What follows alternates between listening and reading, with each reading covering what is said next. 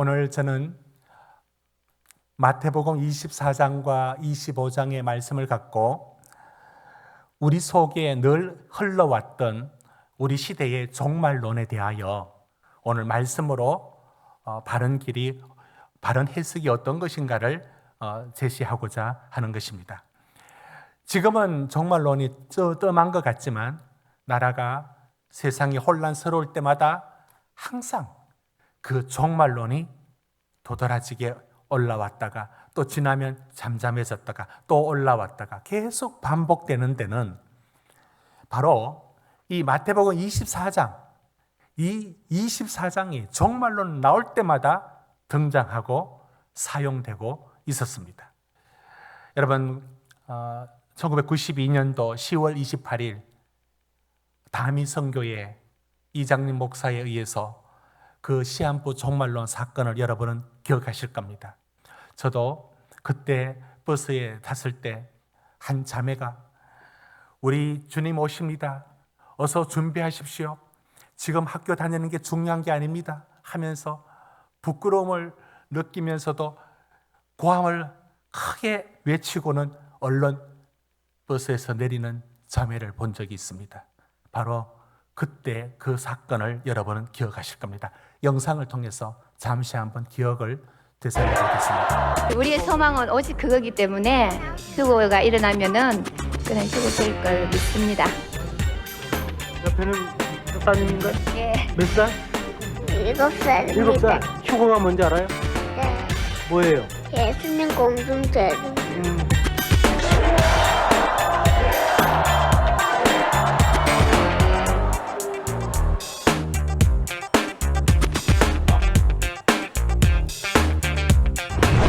서문을 향해서 들어선 한국의 철각 황영조 메이사등 들어섰습니다. 예수님 오십니다. 예수님 오십니다. 금년 10월 예수님 오십니다. 예수님 오십니다. 예수님 오십니다. 금년 10월 예수님 오십니다. 지금이 바로 시한부 종말론은 올해 10월 28일 예수의 공중 재림과 함께 신심이 깊은 신자는 휴거되고 나머지 사람은 50억 명이 사망하는 대환란에 쌓인다는 것입니다.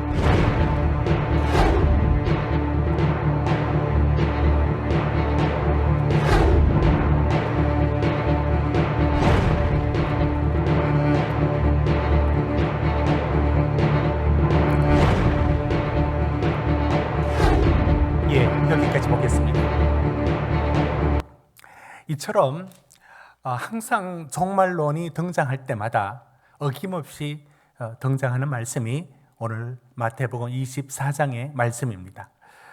오늘 24장을 여러분이 일단 해석적인 부분을 먼저 다루고 그 일들이 어떻게 해서 이런 일들이 계속 반복되고 있는가, 그리고 지금도 반복되고 있는가, 이 예수님은 왜 이런 말씀을 하셔서 오늘 우리에게 이런 혼란을 주는가, 이런 생각까지 들 정도로 왜 이 말씀은 이렇게 잘못 사용되고 있는가, 이 부분을 먼저 다루도록 하겠습니다. 아까 본 그 내용들이 바로 이런 말씀들에서 휴거의 모습을 담고 있지 않겠습니까? 먼저 마태복음 24장 여러분 40절 보십시오. 40절. 그때 두 사람이 밭에 있으며 한 사람은 데려가고 한 사람은 버려둠을 당할 것이요 두 여자가 맷도질을 하고 있으며 한 사람은 데려가고 한 사람은 버려둠을 당할 것이니라. 이러면서 휴거라든지 여러 가지 그 종말의 이야기들이 굉장히 일어났습니다. 그런데 자, 오늘 그러면 여러분이 오늘 24장을 이 이후부터는 마태복음 24장을 어떻게 보아야 하는지에 대한 해석적인 부분들을 여러분이 오늘 꼭 기억을 하고 또 메모도 해두고 해서 이 말씀의 해석을 엇길로 가지 않도록 여러분이 잘 이 말씀을 붙들 수 있기를 바랍니다. 먼저 어디를 보시느냐면 여러분 이제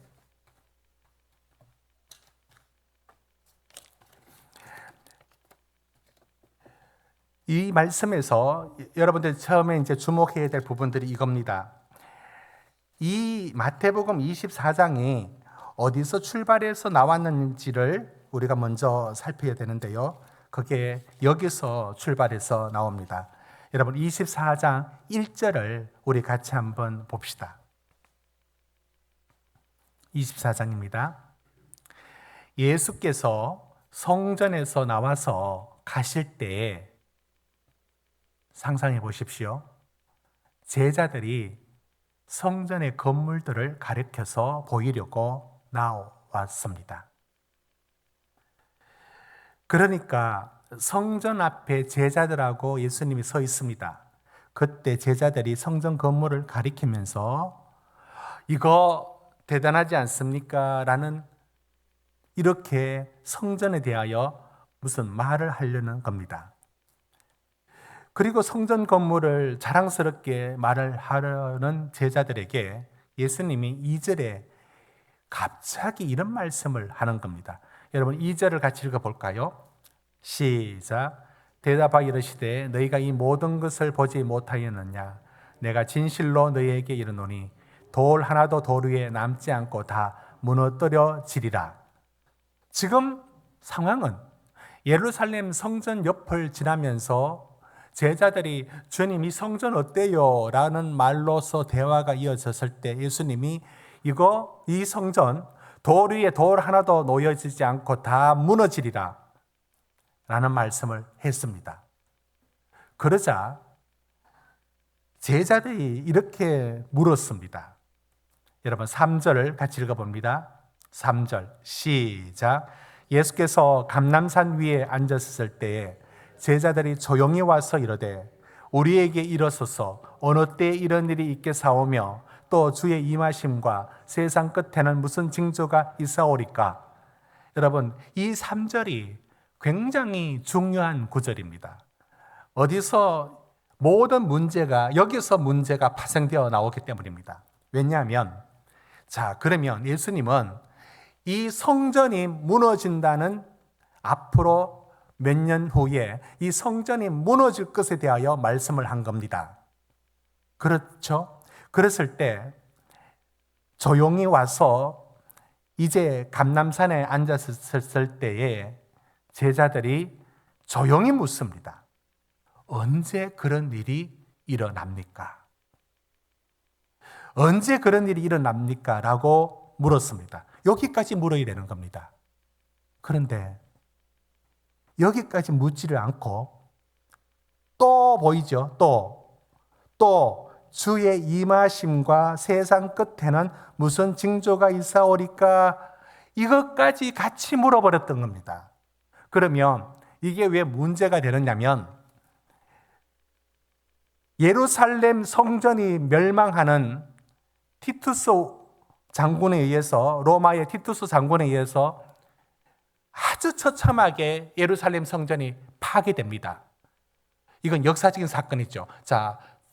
저 콜로세움 옆에 티투스 장군이 승리를 기념하는 개선문이 저게 바로 예루살렘 성전과 예루살렘을 완전히 멸망하고 돌아온 이 티투스, 디도 장군이라고 번역되는데 이 티투스 장군을 기념하는 개선문입니다. 또 저걸 부조라 부르죠.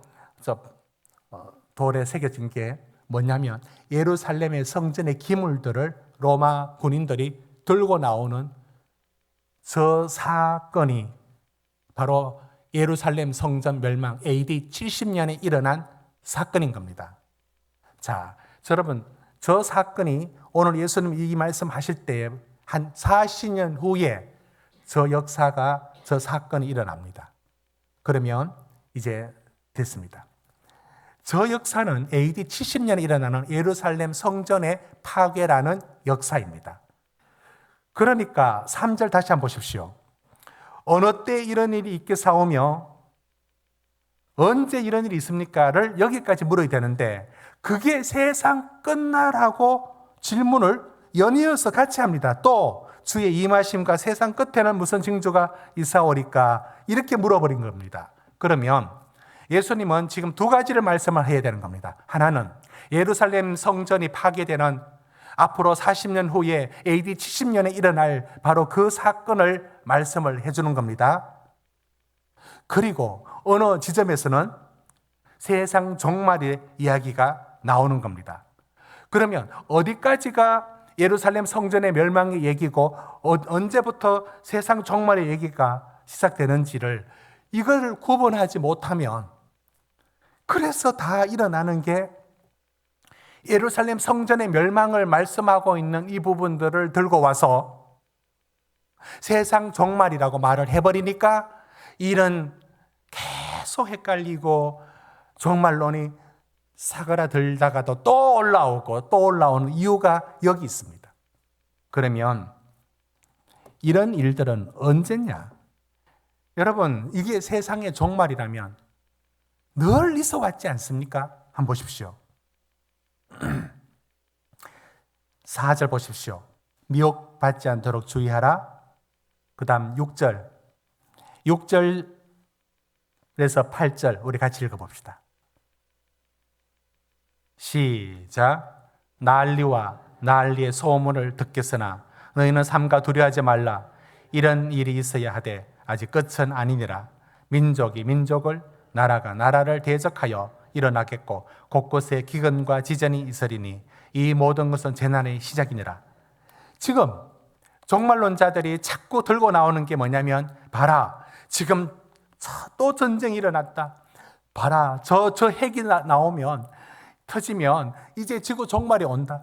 이제 계속적인 전쟁과 기근과 기후 변동, 이런 모든 것들이 전에도 그랬고 매번 있어 왔습니다.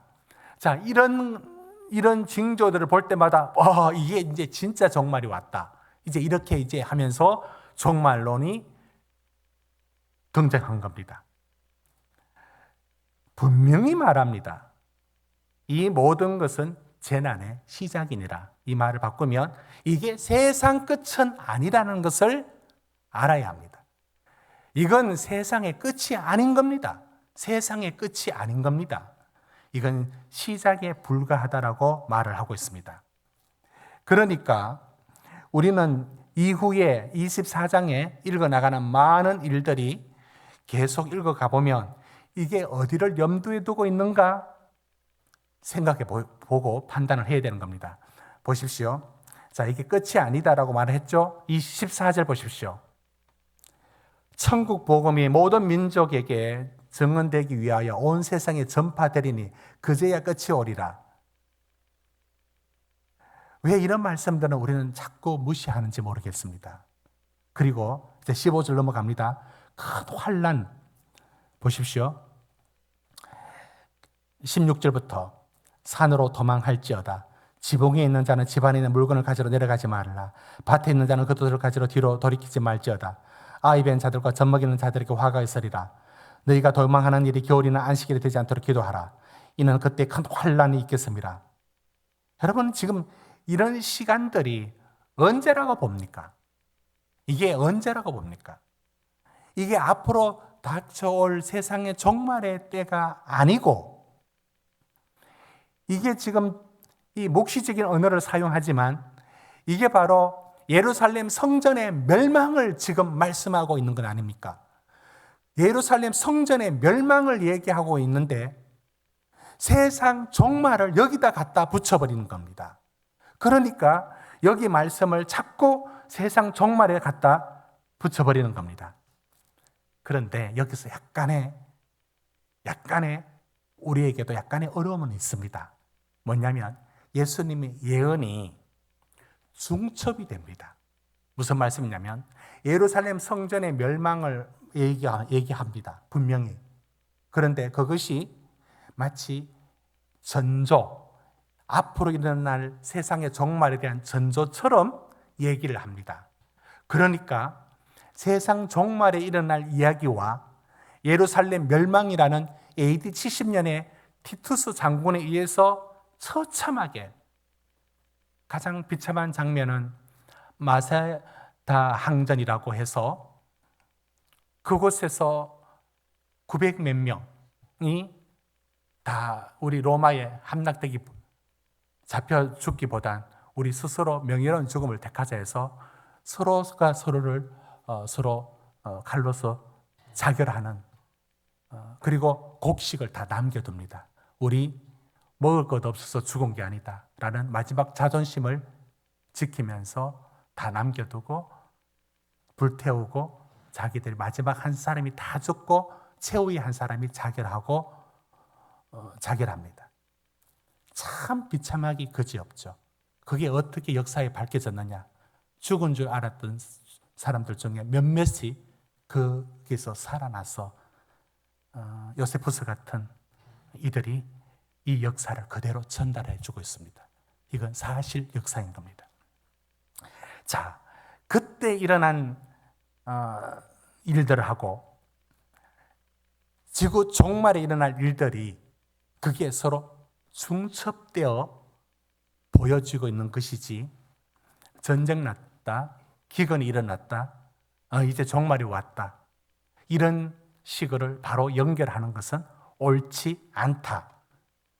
단지 예언의 이중성, 삼중성이라 해서 지금 예언이 이 시대를 말하지만 그 다음 세대까지도 그림자를 드리우고 있는 이 부분이 섞여 있어서 이 종말론은 언제나 늘 긴장, 위험의 요소가 함축되어 있습니다. 깔끔하게 정리 안 되는 어떤 부분을 남겨두고 있습니다. 그럼에도 불구하고 시한부 종말론이 왜 틀렸느냐면 그 시간과 그때를 특정을 해버립니다.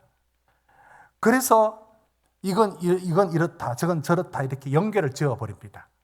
그래서 그때 구소련 몰락할 때 그런 나라의 혼란스러움, 세계 정세의 혼란스러움, 이런 얘기들하고 연결해서 봐라 이렇게 된다, 이렇게 이제 갖다 붙여버리는 겁니다. 그렇지가 않습니다. 그러면 이 종말론이 그래서 이게 뭘 말씀하느냐의 부분들에 대해서 오늘 여러분들이 하나 꼭 들고 가야 되는 것은 3절에 그때 AD 70년에 일어난 일들이 어디까지냐를 구분할 줄 알아야 되고, 그 이후의 세상 종말에는 언제 그런 일이 일어날 것인가 라는 부분들도 지을 줄 알아야 됩니다. 일단 9절로 말하면 여러분 29절부터 보십시오. 29절, 24장 29절. 그날 환난 후에 즉시 해가 어두워지며 라고 말하면서 인자의 징조가 하늘에서 보이겠고, 이런 부분들이 세상 종말에 대한 암시가 여기 들어있을 뿐인 겁니다. 그리고 또 그 묵시적인 언어라는 부분들이 우리에게 혼란을 줄 수 있는데, 이게 바로 무엇을 뜻하는가의 핵심으로 다가가야지 그것을 휴거라든지 이런 것들로 엉뚱한 논쟁에 빠져들면 안 됩니다. 자, 그러면 이제 뭘 우리가 보아야 되느냐면 이 말씀이 뭘 일깨워 주고자 하느냐를 보아야 합니다. 그게 오늘 읽었던 바로 무화과 나무의 비유와 같습니다. 핵심이 뭐냐? 그래서 어디를 향하고 있느냐면 36절. 자, 36절. 시간과 그때에 대해서는 어떻게 하라는가? 36절 같이 읽습니다. 시작. 그러나 그날과 그때는 아무도 모르나니 하늘의 천사들도 아들도 모르고 오직 아버지만 아시느니라. 이제는 절대로 그 날 계산하지 말라고, 시한부식으로 맞추지 말라고. 그러면 그때와 그 시는 어떻게 구분하느냐? 그것은 성경이 우리에게 아주 중요하게 일러준 메시지가 있습니다. 뭐냐면 이게 핵심입니다. 여러분 42절, 이제 핵심되는 말씀 같이 읽어보겠습니다. 먼저 돌아가서 32절 먼저. 32절 시작. 무화과 나무의 비유를 배우라. 그 가지가 연하여지고 잎사귀를 내면 여름이 가까운 줄을 아나니. 그래서 이게 뭘 일러주느냐면 그날과 그때는 아무도 모른다. 자, 그 다음에 그래서 우리가 주의해야 될 게 뭐냐면 항상 뭘 해야 되느냐? 깨어 있으라. 42절 우리 같이 읽습니다. 시작. 그러므로 깨어 있으라. 어느 날에 너희 주가 임할는지 너희가 알지 못함이니라. 깨어있으라가 핵심인 겁니다. 그렇죠? 그 다음에 무슨 비유가 나옵니까? 25장에 가보십시오. 열처녀 비유가 나오지 않습니까? 열처녀 비유의 미련한 다섯 처녀, 슬기로운 다섯 처녀의 비유도 그러면 이 24장을 이어서 종말에 대한 비유인 겁니다. 핵심이 어디 있느냐? 13절 같이 읽습니다. 25장 13절 시작. 그런즉 깨어있으라. 너희는 그날과 그때를 알지 못하느니라. 그날을 모른다고 이렇게도 많이 말씀해 주는 구절을 봤습니까? 그런데 왜 그날과 그 시간에 대한 계산들로 엉뚱한 관심으로 가면서 이게 마치 신앙인 것처럼 경각심을 일깨워준다는 빌미로 사용되고 있는 것입니다. 여러분, 깨어있으라. 또 말합니다. 깨어있으라. 그 다음에 이런 얘기들은 14절부터 25장 14절부터 나오는 달란트 비유에도 무슨 말을 하고 있습니까? 적은 일에 충성하고 네 삶에서 네가 가진 것으로 최선을 다해라. 정말 한다고 미래에 가서 살려고 하지 마라. 지금 네 삶을 성실하게 살아라. 이게 달란트 비유의 핵심이고, 그 다음 여러분 양과 염소의 비유가 31절부터 나옵니다. 그때도 마찬가지입니다. 이때도 어인 편에 선 양의 편에 선 사람, 오른편에 선 사람에게 하는 말이 25장 38절 보십시오.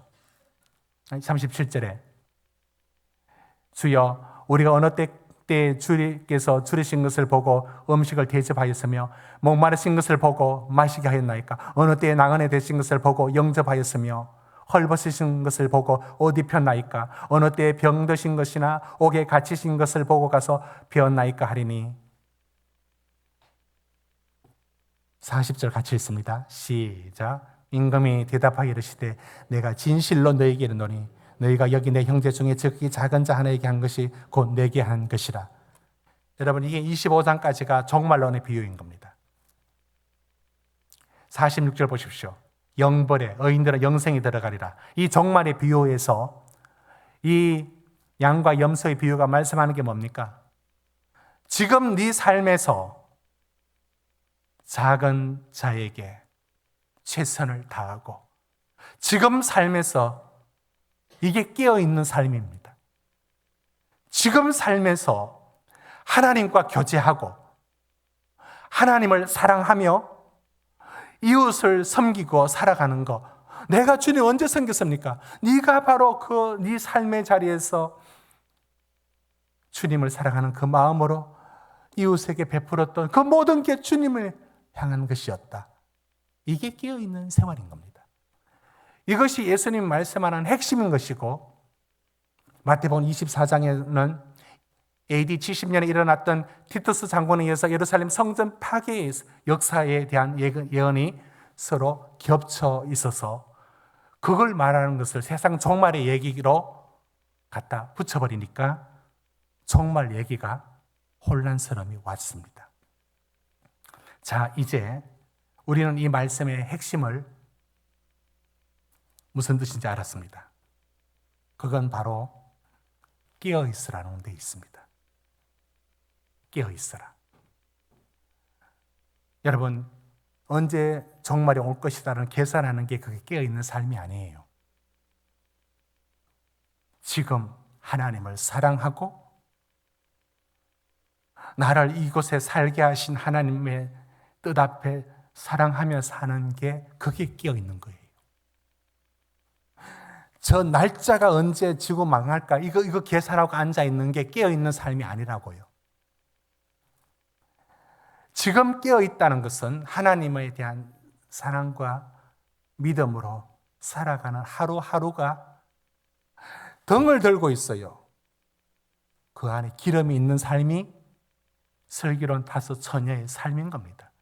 양과 염소, 그 양의 편에 선 오른편에 선 사람의 삶은 지구가 언제 종말이 오지 계산하고 앉았는 게 아니에요. 지극히 작은 소자에게 최선을 다하고 살았어요. 그게 깨어있는 삶이었습니다. 오늘 말씀을 정리합니다. 깨어있는 삶은 이런 거라 봅니다. 얼마 전에 창원 NC 야구장에서 그걸 루버라 부르죠. 창문에 햇빛의 그늘을 차단하기 위해 가지고 이렇게 세워둔 거. 그 구조물이 떨어져서 야구 경기하러 왔던 여성 한 팬이 그 자리에서 적사하고 옆에는 다치고 했습니다.